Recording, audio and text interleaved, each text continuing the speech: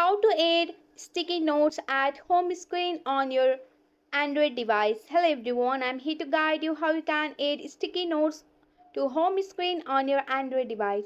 For that, you have to long press on your home screen and go for the widgets here, which is on the bottom. So you have to go and tap the widget.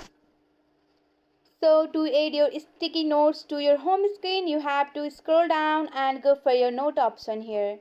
And you have to choose the note from your device and go for the plus icon. And here you can see that you have added the sticky note. Again, you have to long press on your home screen, go for the widget option and scroll down and go for your note option. So with the help of this process, you can easily add the sticky notes to your home screen on your Android device. That's it for today. If you like this video, please hit that like button and subscribe for more. I will see you in the next one. Thank you.